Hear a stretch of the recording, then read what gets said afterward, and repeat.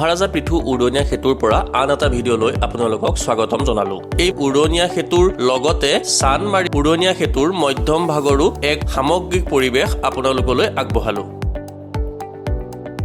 নুনমাটিৰ পৰা দীঘলী পুখুৰীলৈকে সংযোগ কৰিবলগীয়া গুৱাহাটীৰ দীৰ্ঘতম এই উৰণীয়া সেতুৰ দীৰ্ঘতা হৈছে প্ৰায় 5.5 কিলোমিটাৰ। 850 কোটি টকা ব্যয়েৰে নিৰ্মাণ কৰা এই মহাৰাজা পৃথু উৰণীয়া সেতু অহা 10 মাৰ্চত গুৱাহাটীবাসী তথা ৰাজ্যবাসীৰ কাৰণে শুভাৰম্ভ কৰা হ'ব। মহাৰাজা পৃথু উৰণীয়া সেতুৱে গুৱাহাটীৰ চানমাৰী উৰণীয়া সেতুৰো মধ্যম ভাগত চুই গৈছে। দীঘলী পুখুৰী দিশৰ পৰা আহি চানমাৰী উৰণীয়া সেতুৰ মধ্যম ভাগত সংযোগ হৈ ইয়াৰ পৰাই নুনমাটিৰ দিশে এই মহাৰাজা পৃথু উৰণীয়া সেতু গতি কৰিব। এই উৰণীয়া সেতুৰ নিৰ্মাণ কাৰ্য সম্পূৰ্ণ হৈ ৰাইজৰ বাবে উৎসৰ্গা কৰাৰ পাছত এই সমগ্ৰ অঞ্চলত যেনেধৰণৰ MRD road, Chandmari, Rajgarh, zoo road এই অঞ্চলসমূহত যি যান জঁটৰে সমস্যা আছে সেই যান জঁটৰ সমস্যাসমূহৰ পৰা পৰিত্ৰাণ পোৱা যাব।